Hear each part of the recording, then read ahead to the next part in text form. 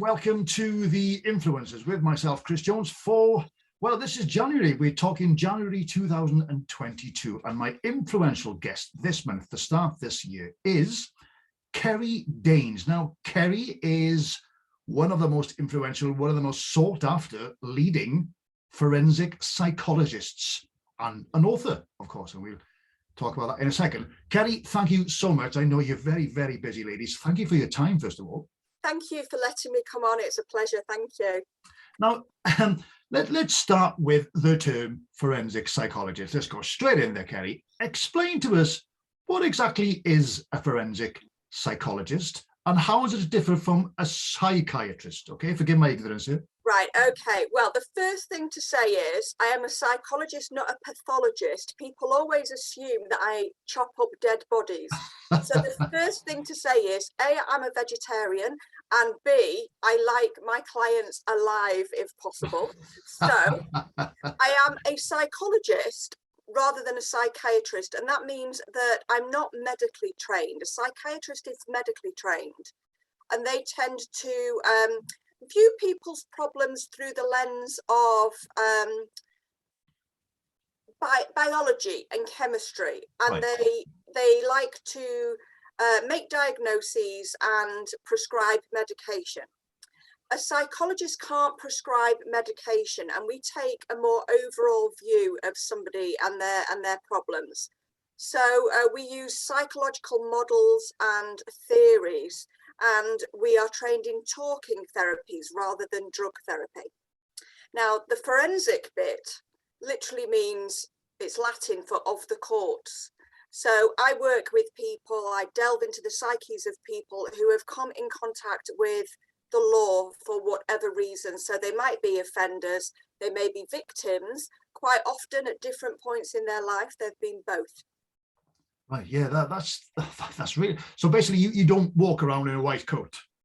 I don't walk around in a white coat. I do work with the police, but I need to clear this up. If you've watched television, you'll imagine that I trample all over crime scenes and that I'm chasing down the bad guys. I don't do that. I don't do that at all. But I do advise the police. And no, I don't wear a white coat. I just wear my jeans to work wherever possible. Okay. Well, now, I know you said in an interview that I think what initially attracted you to this particular work, forensic psychology, was wanting to help people, obviously. Yeah. But you've also said that you have a fascination with the dark side of life, or the darker side of life, if you like, and you're a bit of a nosy Parker as well, Kerry. I am a nosy Parker, and you know what? That does help, because you've got to be nosy in this job, and I like to call it curiosity rather than being nosy. But trust me, being curious has prompted me to ask the right questions, and hopefully it's helped me save some lives, I think, along the way. But yeah, I've always been interested in not morbid things, not necessarily lurid things, but when I was a teenager, I used to watch, do you remember Tales of the Unexpected? Oh my word, you're not that old, surely. I remember that. Good grief. Yeah, do you remember the dance? Yeah. Roald Dahl. Dancing, that's right. They were based on Roald Dahl's books, and I actually read the books. And some of the stories are really quite macabre. There was one about a landlady, and the men who would go and stay at her guest house would never be seen again. They would mysteriously disappear. And when they were drinking tea in her room, when they first arrived at the guest house, you know, they would notice the fact that she seemed to have an awful lot of stuffed animals. She was obviously into taxidermy. So you can imagine where this story went. Yeah. And so I was always fascinated by dark, complex characters and twists and turns. And yet I was absolutely terrified of anything that had monsters in it. So, you know, Doctor Who, I was one of the ones that was behind the sofa. The Monster of the Black Lagoon gave me conniptions for years. But I'm going to say I liked humans, even though they were acting in strange and extreme ways. And as I grew up, I think that interest developed, and it became less of a, you know, a childish interest in gory stories.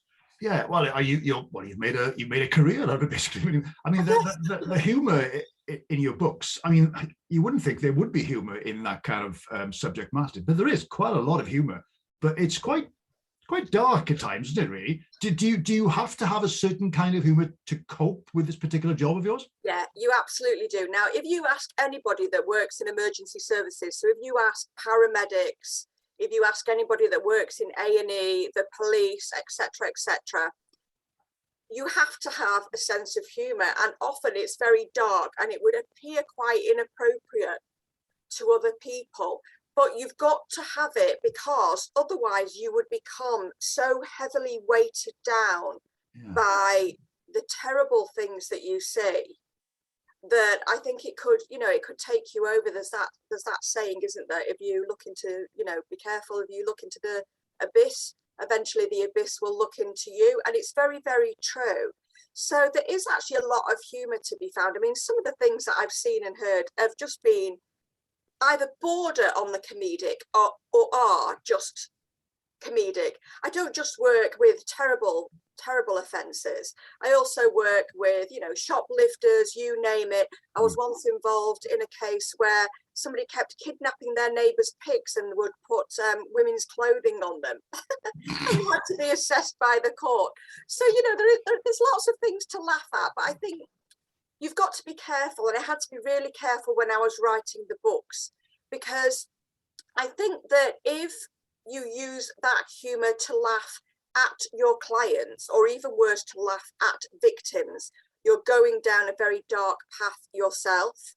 Yeah. And I think that we've seen some cases recently where the police, where they have said or done things under the guise of banter that actually are not banter at all. So there's got to be a line, but you've equally got to find the humour. And I find the humour works really well when I'm actually with my clients as well, because everybody likes to have a laugh, and it breaks the ice and it can break the tension. And I can honestly tell you that I've broken up more fights, not via the use of what we call control and restraint, so literally jumping on somebody, but by humour, by cracking a joke and de-escalating the situation. Sure.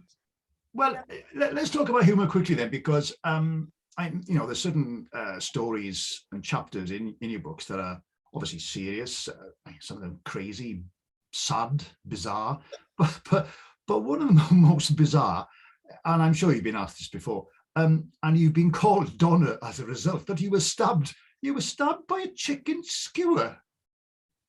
I was stabbed by a young man called Nigel, who had spent many, many years in secure hospitals. He had learning disabilities. He didn't have what people would term as a mental illness, but he had learning disabilities, and he wasn't very good at problem solving. And so when he had problems, he would deal with it in a very dysfunctional way. And he'd set a number of fires as a child and as an adult when he'd wanted to change his situation. But as I say, he'd spent many years in secure services, and he was then in a hostel. So he was out in the community in what you might call a halfway house. And I was working in that halfway house. And I didn't know him because he's a very shy bloke, very quiet bloke, and he'd only really just arrived. And I was due to see him, but I hadn't actually met him, at the point at which I stayed for dinner one night, and as fate would have it, yes, it was chicken kebab skewers. And as I walked into the kitchen, Nigel was on washing up duty that evening. And I handed him my plate to do the washing up. And then I actually thought that he'd punched me in the stomach. And I remember hearing the wind kind of exhale out of my lungs. I sounded like a cow mooing, and it was a really strange noise, and I couldn't quite work out where it came from. And then I realized it was me. And then as I looked down, I realized that I had half a chicken kebab skewer sticking out of my stomach, and nobody wants to find half a chicken kebab skewer. Was it a metal skewer or a wooden skewer? It was a metal skewer. And yeah, he'd punctured me that hard that it had gone just a few inches into my stomach. So, but oddly enough, it didn't hurt at the time. And I've heard that from other people. I think that the adrenaline starts to rush. And you could see that he was more anxious and he was in more of a state than I was. He was literally hopping up Right. and down. So we were in a very enclosed space. Wow. So I had to step aside so he could run past me. And I told him in a very school teacher-like way, I think you need to go to your room now, Nigel. Go on the naughty step, Nigel. You've been a naughty. Yeah, a little bit. But he'd looked at me and he'd said, "You've killed me." And I thought, oh my goodness, you know, as a psychologist, you wait for these moments of, you know, that Freudians would love. What he actually meant was, I fear I've killed you. Oh, so he said, look, nobody's dead. Nobody's dead. Wow. You need to go to your room now. And he ran off, and I staggered my way to the staff office, where the girl who was there that evening was fairly new, and she looked at me and she said, "Shall I pull it out?" Now, if you're a first aider, you will know that that's the last thing that you do. So having been all very cool and calm with Nigel, it all then started to unravel. So this poor girl got the full force of me. I sounded like the woman from The Exorcist. It's like, so I shouted something at her that was meant to be, "No, please don't pull it out." But I think it sounded more like, you know, possibly with a few expletives in there. And I actually telephoned my own ambulance that night, but not a lot of harm had been done. And it was amazing how everybody was saying to me, "Oh, well, it was a completely random attack. And Nigel, you must be having some sort of mental health breakdown, blah, blah, blah, blah, blah." And actually, what we eventually uncovered was the fact that Nigel had been targeted by men who were at his probation office. And they were using him because of his vulnerabilities and his learning disabilities. They were using him as what they call a spice pig. So they were using him as really a guinea pig to experiment on. They were manufacturing drugs and using drugs that had unknown effects. And they were basically trying them out on him. Oh, poor bugger. It wasn't his fault at all, was it, really, if you think about it? Well, I mean, it wasn't. So that wasn't. But he didn't know how to deal with the situation. And he'd been in hospital for so many years, and he'd been on a fire setters awareness course, which is pretty standard. So he's probably aware of the dangers of fire, but he'd not been on a skewer awareness course. No, and it says a lot about the humour of your colleagues, maybe, that they start calling you Donna afterwards. Yeah, I know. Yeah, they started to, yeah. But I mean, he very much chose that course of action. But I always say that criminal behaviour is a choice. Yeah, because I'm not going to, you know, I'm not going to say anything that allows people to evade taking responsibility for their behaviour and what they do.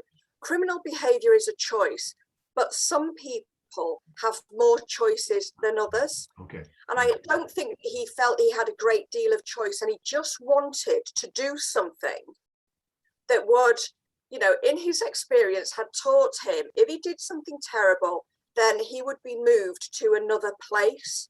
And he didn't really care where that other place was, as long as it just wasn't where he was being bullied and where he was being used as a spice pig. And he chose me because I was one of the few women in the building that day. You know, I was one of the few people who would have walked into that kitchen, because I'm sure that some of the other guys, some of the residents there must have gone in before me, who would have not taken that skewer out of their own stomach and poked it in his eye, quite frankly. So I was probably the least threatening of the people in that room. So there is an element of choice there. Yeah. I want to talk about that, the fact that you're a woman working in that kind of... First of all, before we go back to your childhood, do you keep sheep, Kerry? Do I keep sheep? Yeah, no, there seems to be sheep walking back and forth behind you outside. Is it a very large red-headed sheep? Well, I didn't see his head, I just saw his body. Right, I think you'll find that it's got very similar hair colour to me, and it's a chow chow. It's an 8-stone chow chow.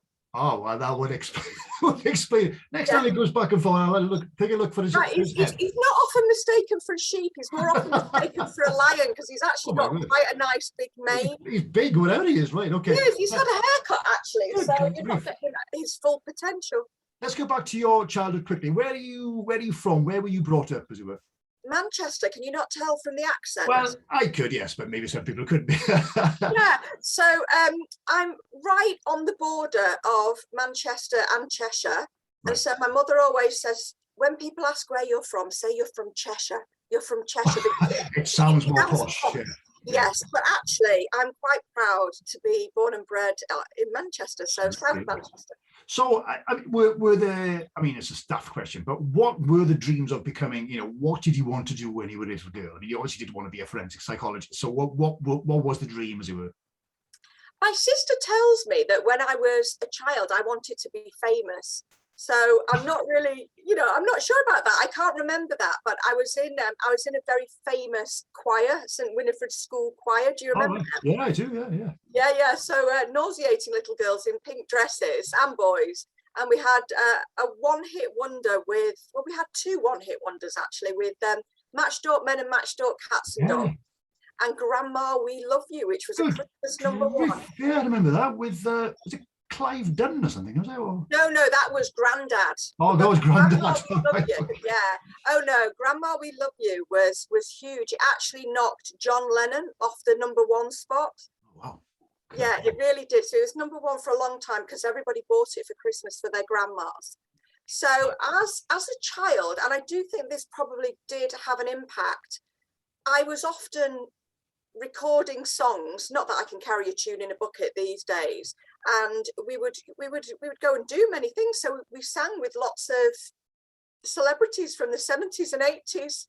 Okay. Now you could say that was a good grounding in then working with future sex offenders, I would say, but I think that well, we won't go there. I know what you mean. I know it had more impact than I thought, but we were singing songs and it was all about love and peace and a perfect world. And I think that as I grew up, yes, I was interested in the darker side of life, but eventually, as I reached my teenage years, I started thinking, and without wanting to sound like a Miss World contestant, how can I put all of my interests together but use them for some sort of greater good? I've always been very idealistic.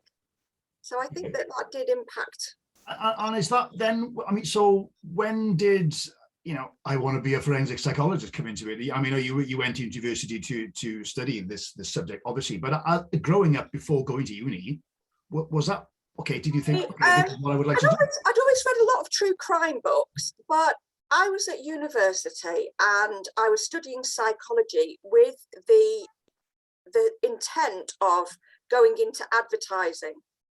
I'd been told by a careers advisor that would be a good thing to do, and I thought, I bet there's lots of money in becoming a person who writes adverts or jingles. I hadn't really thought about it. I was only 18, and you don't really know, I don't think, at that point, or few people know what they really want to do. But then, as luck would have it, I was studying psychology, but I also had to choose some other subsidiary subjects. Now I'm 18. This is Freshers Week. All of the good-looking boys were in the law class. Oh no, you're being too shallow now, Kerry. Surely. No, well, come on, I'm 18. I always say that my career choices were driven by hormones and cheap cider. So there was one particular boy called Stephen P. English, and he was in the law class, and I desperately wanted to talk to Stephen P. English. I never actually plucked up the courage. So in 3 years at university, I never managed to do it. But I signed up for the law subsidiaries. I gazed at the back of his beautiful head in lectures for a while. And then I started to get interested in the law, and I forgot about him so much and really got interested in the law. So how do you put law and psychology together? Well, this was the early 90s. And so Cracker had been a very popular TV series. I want to say I had never watched an episode of Cracker. That was not what did it for me. But I started to think about forensic psychology. It was one of those sexy subjects. Right. And so, I thought, well, I'm going to be a forensic psychologist. And somebody said to me, that's no career for a girl. Well, no, I want to talk to you about that in a second.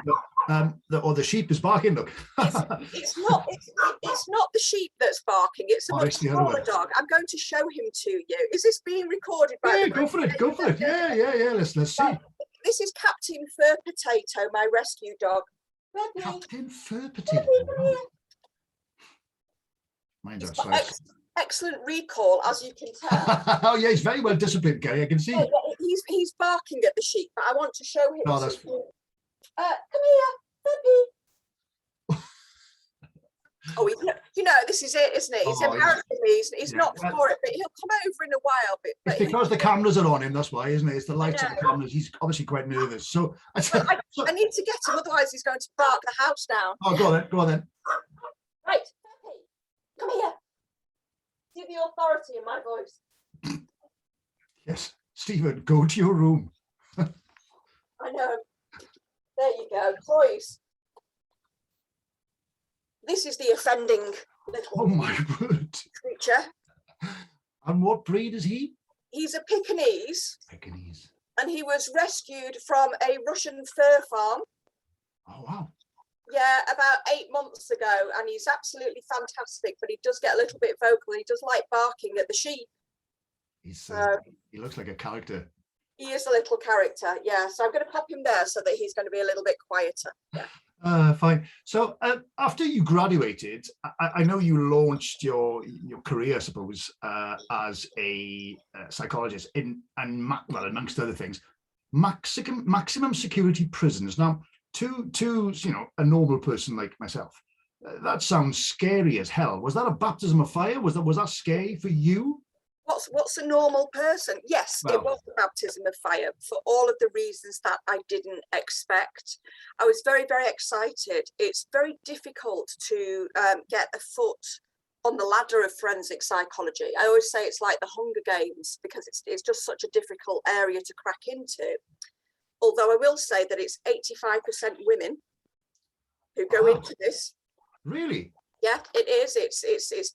It's very female orientated. I think that women are socialized to think more about other people and how other people work, and it's seen as a caring and nurturing profession, even though it can actually traditionally be quite cold.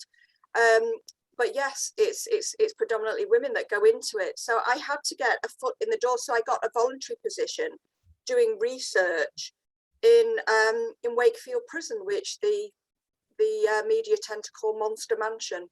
Yeah, Monster Mansion, because there's a high proportion of sex offenders and very, very serious offenders. It's a category A prison. It's known for having one of the toughest regimes, and we do have a very tough regime in the UK.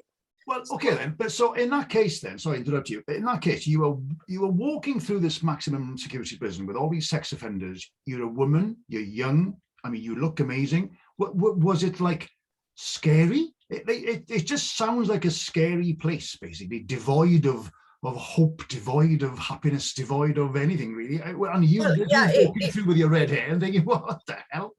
Yeah, it was 1996.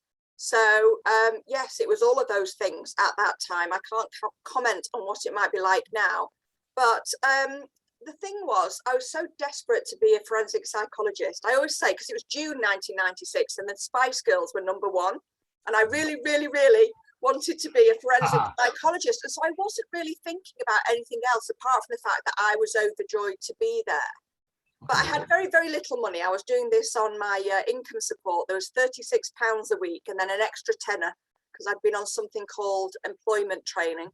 And, so I'd got myself a cheap suit from C&A. Remember C&A? And I was happy to be there. But yes, it was intimidating.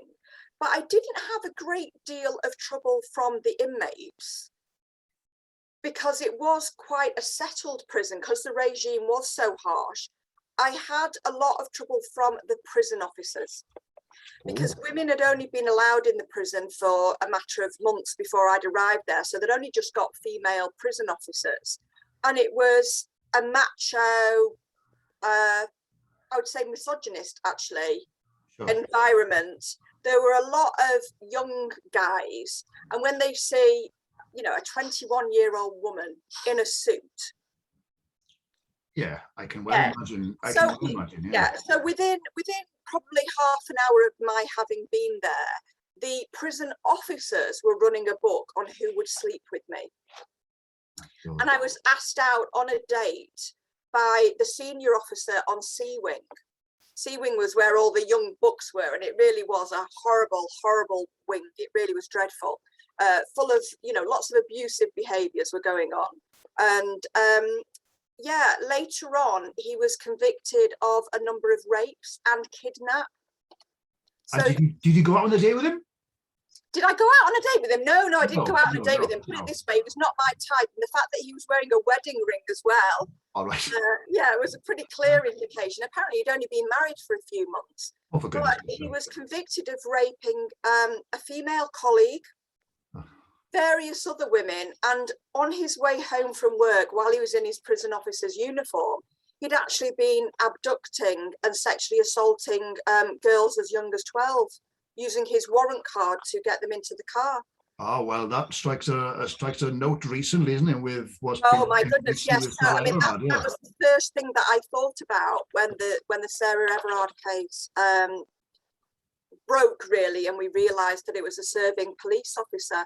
But one of the lessons that I learned very, very early on is that I had gone into the prison thinking there are good guys and there are bad guys, and it's very clear who's who, because the bad guys will look bad, and in this particular instance they're going to be wearing prison issue sweats, and the good guys are the guys in uniform. They're the ones that we can trust. They're the ones who are tasked with our safety. Yeah. So I realized that actually crime, it happens to people, it's committed by people in our communities. And this whole them and us attitude that we have is the wrong attitude, because there really is no them and us, it's just us. That's what I always say now. Yeah, I mean, it says a lot about your strength of character then, really, that you didn't give up. Were there times when you thought, what the hell am I doing here? Why am I doing this job? Did you nearly give up? Oh, I mean, oh gosh, there's lots of times when you think to yourself, what am I doing here? I could be doing something that's so much easier with so much less pressure. I'd be able to sleep better at night. Get me somewhere where I don't have to make important decisions or contribute to important decisions that literally might be life or death to somebody. But it's just it's an endlessly fascinating area. It can be really very rewarding as well. And it's something that I'm passionate about. And I think that, cut me open, I'm like a stick of rock. And I think that psychology runs through me, to be honest. And I don't think I could be anything else anymore. And even though my career has taken various different twists and turns, yeah, I think that, yeah. Oh, sorry, my dog is knocking my camera. I was going to say, is the dog licking the microphone on your computer or something? Never work with animals and children. That's what they say. I'm not being very professional this morning. There you go. I'm going to put him back on the floor and hope that he'll be a bit quieter. He is very licky. Right. Yeah, it's an area that I think that if I wasn't working in this area, then I'd probably be doing something voluntarily in this area. Okay, but as you say, you've sort of branched off in a way. You've done a TV presenting work, and of course you're now an author, for goodness sake. We thought somebody best-selling author. I mean, that's major. So, I mean, is writing these two books of yours, The Dark Side of the Mind was the first one, wasn't it? And What Lies Beyond, What Lies Buried. Buried, yeah. Is that a good way of getting things off your chest, if you like? Is writing cathartic to you? Oh my goodness, the first book, I literally lost hair writing the first book, because I had a very short period of time in which to write it. But also, I don't consider myself an author. I'm a psychologist, and I'm used to writing court reports, but not books. And so I didn't realize when I sat down to write it, just how cathartic it would be, because I'm going to be honest, I cried an awful lot writing my first book, The Dark Side of the Mind. Really? I went back and I talked about things in my past that I'd really not spoken about before and were difficult to talk about. And also it forced me to take a really good look at my profession. And I didn't like what I saw. And that had been coming on for a long time. And that is actually the reason why I had decided to take a step back from working in hospitals and prisons, because I'd realized just how ineffective they were. And I was part of a system that isn't fit for purpose and does a great deal of harm, creates victims, I believe. So writing the first book was difficult. It really was difficult. And there were moments when I thought, oh God, you know, what have I spent my career doing? But then there are also uplifting moments that I remembered as well. And so it was also life affirming. And this is it about the profession of a forensic psychologist. It is in equal measure horrendous and phenomenal. So it's got real highs and real lows, and you really pray sometimes just for the plateau, you know, for your own mental stability. You just pray for not too much to happen, but it does. It's got highs and lows, and therefore, of course, it's perfect for a book. But it actually reignited my passion for psychology, I think. It just made me think that I want to do this in a different way. And I want to talk about forensic psychology, not in the way that you see it on television and in crime dramas. I want to talk about it in a very real way so that people actually understand what goes on in these environments. Okay, and that leads me nicely on to the next question then, really. And by the way, I hope you don't lose your head, because you've got amazing head of hair. Oh, well, I lost a bit of it. I know, so it's coming back. It's an amazing head of hair, absolutely. So in the books, you write a lot, as you just said, about the state of the system, if you like, with regard to mental health, especially, and violence in towards women and the UK in general, and the attitudes and traditions and ways of treatment and that kind of thing. I get the feeling that it's a constant battle. Are you trying to change things that, taking too much to change? Is it difficult? Is it a constant battle to keep on knocking at people's doors and saying, "Nah, let's do this. Why don't you try this? Let's do something different in the UK"? It is. It really is. It feels overwhelming at times. It really, really does.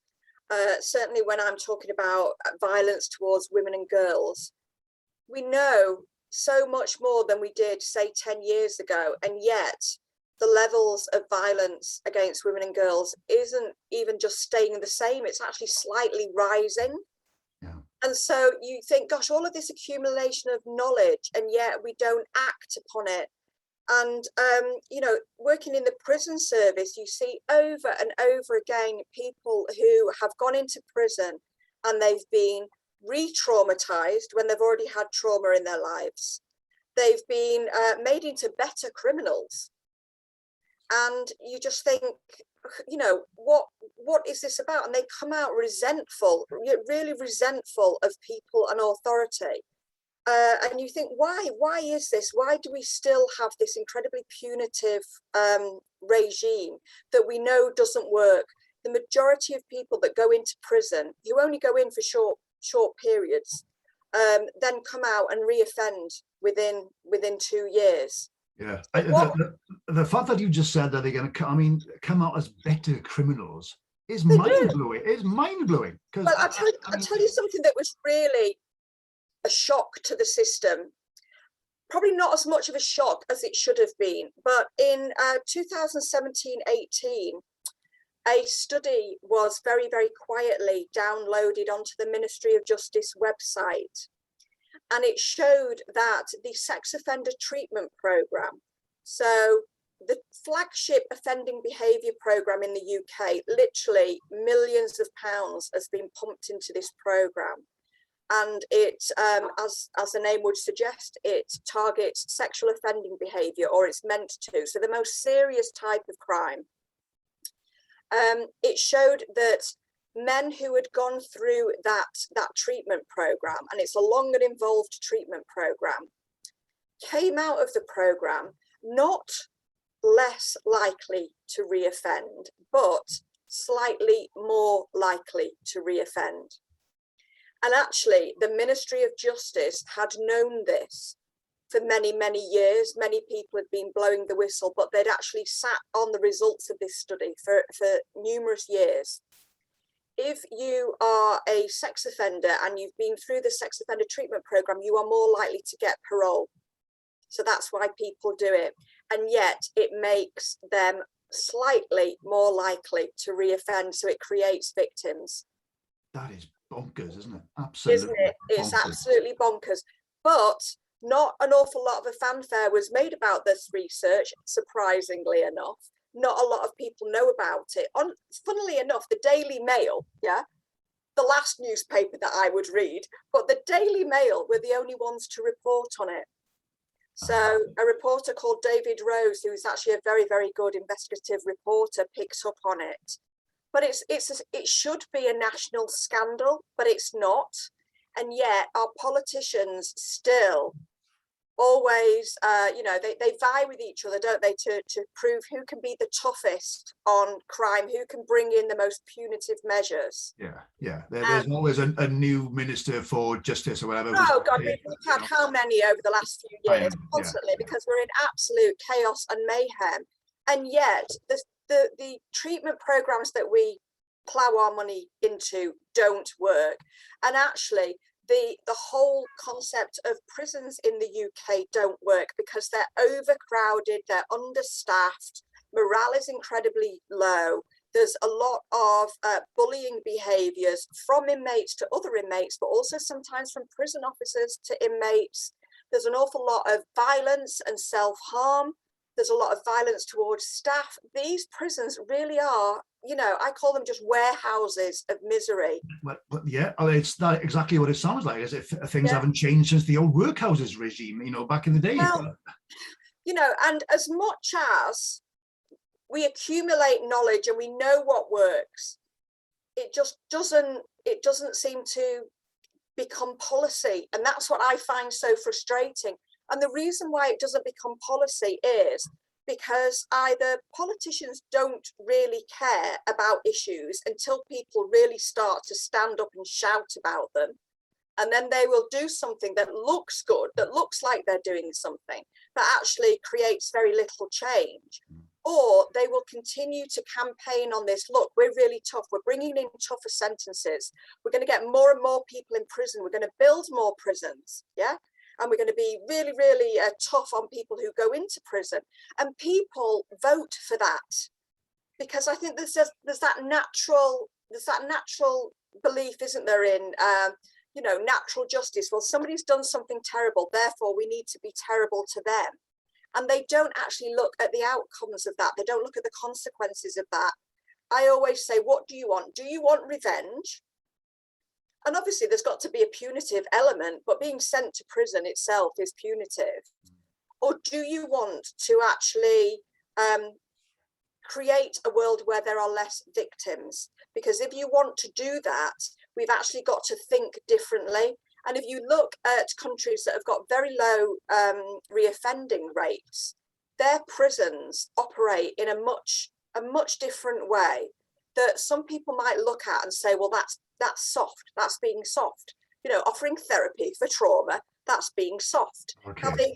Having prison officers who actually call the inmates by their names, treat them with respect and dignity, having a higher number of better trained officers, which is expensive, spending time with the inmates and actually looking at things that they can do in terms of maintaining links with their family, establishing employment when they come out of prison. All of this is seen as soft, but this supposedly soft regime works. So what is it that you want, people? That's what I always ask. Yeah, and it sounds then in that case that it's a particularly British problem, isn't it, really, compared to other countries maybe? And well, I don't know, British and American, and I think other countries are even worse. I think we sit kind of right in the middle of countries that don't really know what to do with their offenders.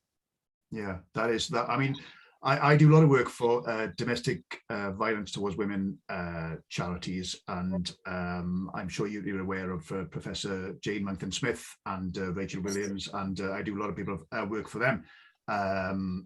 And there has been obviously a rise, as you rightly say, in men's violence towards women, which is mind-boggling, really. And I know there's so many people do amazing amount of work. And a good friend of mine, her ex-husband is now in jail because of coercive control. So it's at least it's in the news. At least people are talking about it. At least people are aware. Whereas I don't think Yes, yeah, I think small changes. Well, you've talked about Jane Monckton Smith, Rachel Williams. I was sitting with the fantastic women of the Homicide Timeline crew on Friday. Yeah, a fantastic bunch of women.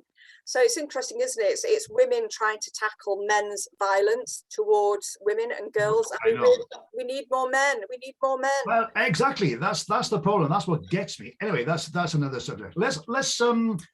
Let's lighten it up a bit before we continue, if we may. I'm going to spring something on you now. I'm going to give you 10 quick-fire questions. All right, go on. And you can elaborate if you'd like.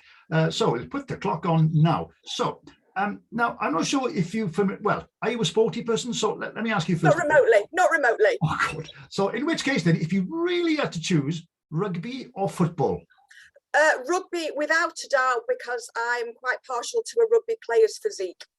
I'm just being honest. Not that you shallow or anything, Kerry. Not that I'm shallow.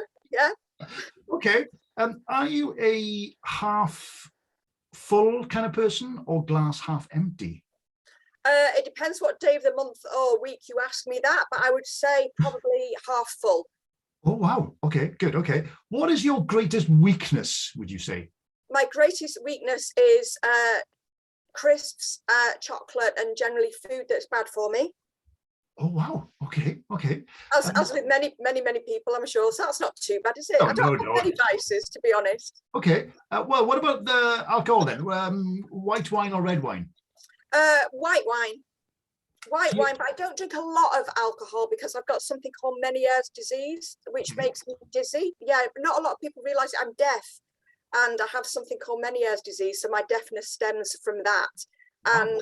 Yeah, I know people don't realise, and yeah, so drinking and dizziness aren't a great partner, but I'm more partial to a pina colada on holiday, so I'd say cocktails, but white wine. Yeah, white wine. Okay. Walking in the mountains or walking on a nice secluded beach somewhere? Oh gosh, well, I spend more time on mountains, or maybe not mountains, but hills, because I do a lot of dog walking and I love that. That's my mindfulness therapy. But if I had a choice, put me on a beach. Please send me to a beach. Oh, really? Well, you can come down here. We live on a beach. It's literally 10 yards from my house. Oh, no, yeah, that's my dream at the moment, to be on a nice warm beach. I've not been on holiday, as many of us haven't, for such a long time. Yeah. Tell me about it. Are you a morning person or a night person? I'm a middle of the day person. Right, okay. Yeah. Tea or coffee? Tea, plenty of it. Yorkshire tea, copious amounts of Yorkshire tea. Yeah. Yorkshire tea, yeah. And obvious question, I suppose, considering we've got the sheep behind you, dogs or cats? Well, but I love both, but I've got dogs. I've had both in my life. I love animals of all descriptions. I'd have literally any kind of animal you could. Yeah, it comes across in your books that you like animals as well. Yeah. When was the last time? Well, this is a bit of a personal question. I apologize. When was the last time you cried? Oh gosh, when was the last time I cried?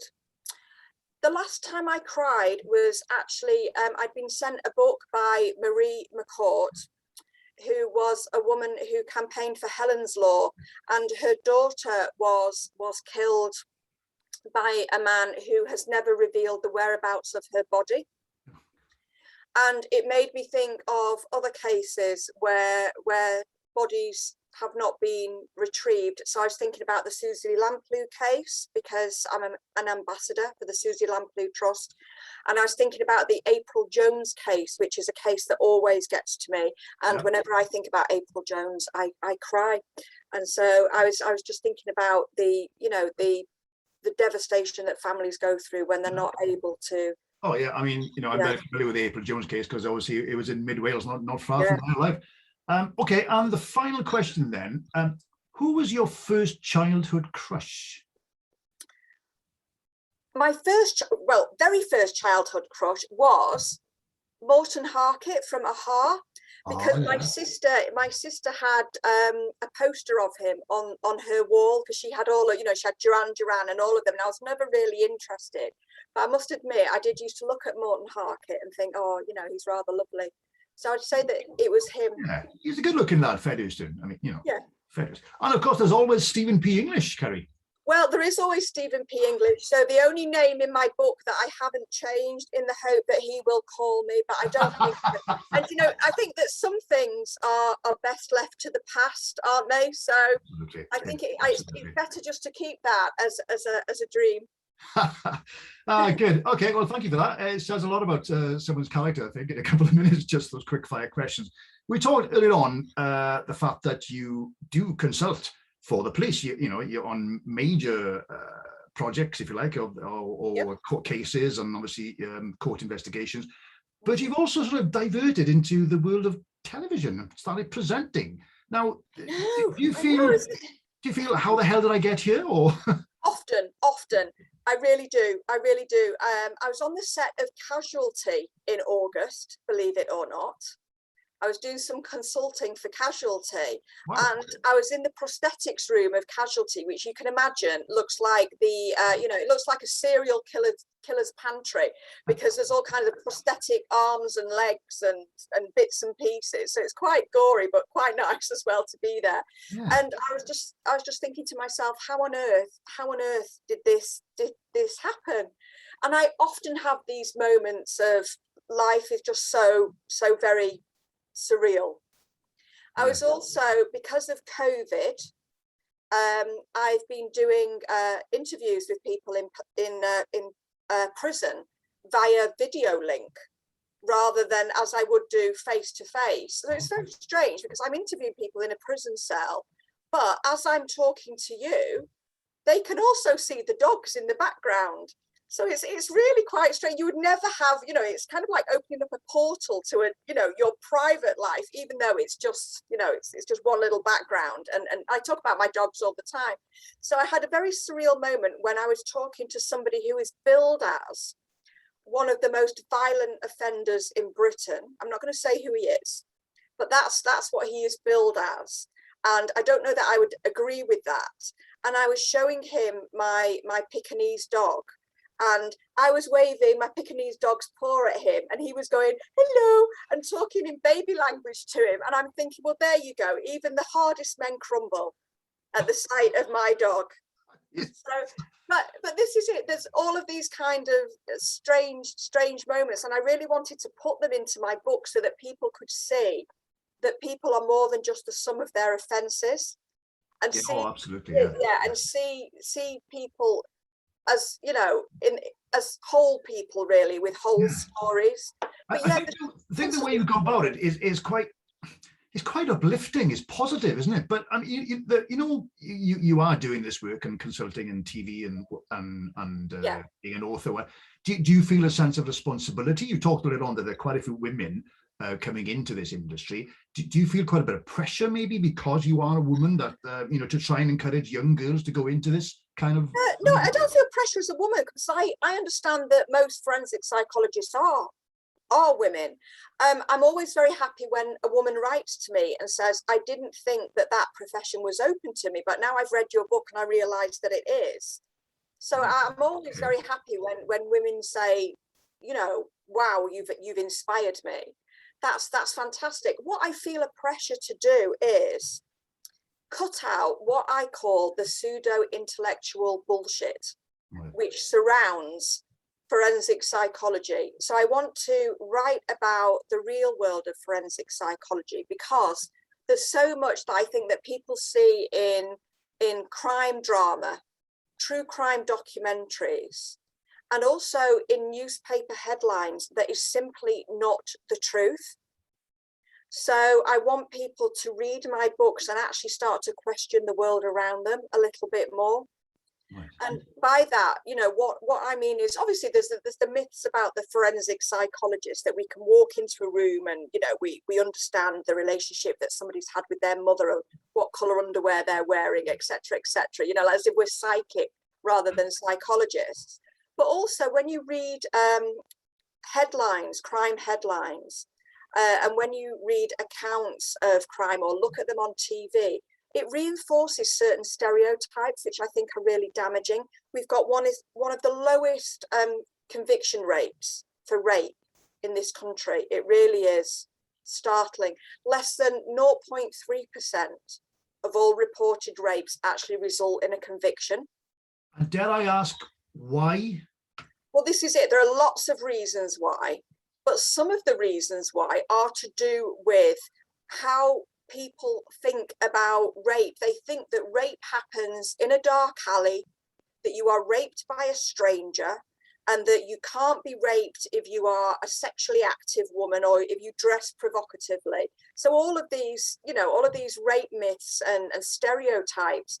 And when you get men in front of a jury who actually don't look the creepy weirdo types, and the rape happened in the woman's own home, and maybe they'd been on dates beforehand, they knew each other, they go, well, this doesn't fit my internal picture of a rape, and they're more likely to acquit. Or they believe things like, oh, well, if a woman doesn't fight, then that means that it can't be rape, because surely any woman would fight off a rapist, because that's what you see on TV. But actually, research shows that 70% of rape victims freeze out of terror. So there are real world consequences to the things that we say and the stories that we tell. So I want to tell stories that are real stories. Yeah. And actually, I think that they're very fair to both victims and offenders, because what we don't realize is that when we stereotype offenders and we think of them as monsters and not like us and not parts of our community, we also stereotype victims as well. Yeah, I can see exactly what you mean. I have 3 daughters, grown-up daughters myself, and as a father, I'm always terrified of what's going to happen to them. And you said earlier on about females coming in, or women sort of coming into the industry. That can only be a good thing, really, can't it? Really? Do you know what? Women are making such huge strides in the area of violence, violence not just towards women and girls, but male violence towards other men as well. Yeah. But we need to have men to join the conversation. We need to have men to be good role models and talk about things. And, what I think we really need is we need the men who are in charge, because it is still largely men who are in charge, to actually listen to the research and listen to experts. I know that we're meant to be sick of experts at the moment, but you mentioned Jane Monckton Smith. Jane Monckton Smith has produced a homicide timeline that, if used correctly, can really show who is at risk of killing another human being. Yeah, a man who is at risk of killing their partner or ex or another woman. And yet it's taking such a long time for these messages to filter through to the police. Yeah, and in the meantime, things happen, don't they? To as you say, and the cases going higher and higher and higher. So I mean, Jane she is truly amazing. And did you know that Jane was an ex-pop star, by the way? Oh no, I didn't know she was. I knew she was an ex-police officer. No, I know she was a pop star. You ask her next time. She was like I will. I didn't realize. Okay. Yeah. All right. There's so much more we can talk about, but I want to ask you quickly, if I may, about maybe not the next stage, if you like, but TV work, movies. Now, I texted you, I think, when I read What Lies Buried, because I read the chapter called Pork and Prejudice. There we are, What Lies Buried. Oh my God, just that chapter alone is a movie. So have you ever been approached to write a script, maybe, or a movie about your life, for goodness sake? Not about my life, but hot off the press, I am now currently in talks about making the books into a television series. Absolutely. And they will deviate from the books, of course, and they won't be me, but a TV series about a female forensic psychologist that isn't based on all the usual stereotypes and tropes. So fingers crossed that will be happening. But I would love to get more into that, because I think that what we've got to change is the culture. We've got to change the culture, and the way that we do that is through the media, I think. And this is why I've gone into television, and it's not something that I ever saw myself doing. The first time I was ever put in front of a camera, I had a panic attack and never thought that I would do it again. Yeah. But I think that there's an opportunity really to educate people through stealth. So whilst they are being entertained, and the true crime genre has just gone absolutely off the Richter scale. And too often I think that it glamorizes violence, and it turns offenders into kind of pop culture celebrities in a way. You know, you only got to look at Ted Bundy for that. Yeah. So if I can make a tiny little bit of a difference, which I feel that I do, I'm very, very lucky. The TV series that I do for Discovery, Faking It, Tears of a Crime, which is all about lying and deception, and it's based on fantastic cutting edge lie detection science. But they do let me have a little rant every now and again, and they do let me, you know, feel free to talk about the things that annoy me about cases and how we perceive cases and actually what the truth of matters are. So yeah, I feel, I don't know whether it's just a drop in a vast ocean that will get lost or not, but I think that I've got to try. Oh, absolutely. Yeah, well, so basically, watch this space. I can see in a movie Julianne Moore or Susan Sarandon or someone, you know, sort of film. Anyway, moving on. so in which case then, TV, and how do you actually switch off? Do you switch off? Do you find it hard to switch off? I do sometimes find it hard to switch off, but people, it's interesting what I get on Twitter. You know, everybody says to me, well, have you watched this crime documentary? And are you familiar with this case and that case? And so I'm literally an encyclopedic knowledge of every crime that's ever been committed anywhere in the world. And if I was, I think that I would just never sleep, would I? So for me, switching off is, I love to watch what people might consider trash television. So you know the kind of things where you don't have to actually employ a brain cell to watch it. Well, funny enough, one of the questions on the quickfire was going to be, Kerry, documentaries or trash TV, and you would have answered trash TV probably. Well, do you know what? I would have been really torn, because I do love a good documentary, but there are good documentaries, and then there are documentaries that make me want to throw my shoes at the television, because I see so much, I see so many people who portray themselves as experts and have probably never spoken to a victim nor an offender in their life, and they come out with such nonsense, but it's what the media wants of them. Yeah. And I refuse to do that. I think I'd rather end up on the cutting room floor now than portray something that isn't real. And actually, I think that when you do talk the truth, it's more fascinating. So surprisingly enough, I'm not ending up on the cutting room floor. But yeah, so a good documentary, I absolutely love. A good true crime documentary, a good series, you know, a good Netflix series. Love it. But you also switch off with a bit of Love Island as well, do you? But Love Island, all of that kind of nonsense. And I absolutely love Say Yes to the Dress. I just want to look at wedding dresses. I know, and people don't. It's ridiculous. I don't know what that says about my psyche. I really don't know, but I just like to look at a nice dress, and I like to go and walk my dogs. So that's how I switch off. Nice. Really. I don't think anybody would blame you at all to watch a little bit of Love Island after what you do day by day.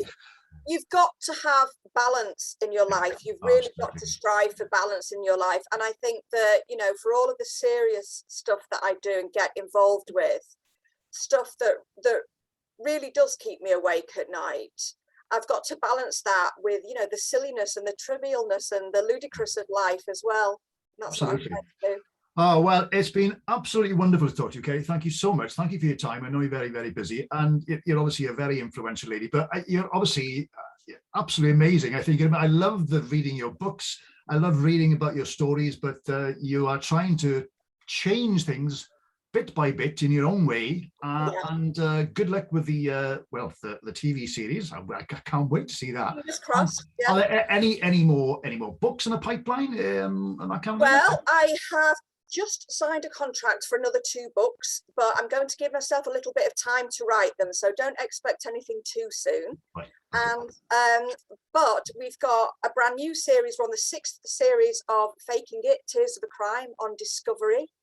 You can see specials on Discovery Plus, which is a streaming channel, and you can also catch me on Quest Red. But I've got a few documentaries coming up on one on Channel 4 to do with the Moors murders, and various different things in the pipeline. So all I can say is watch this space.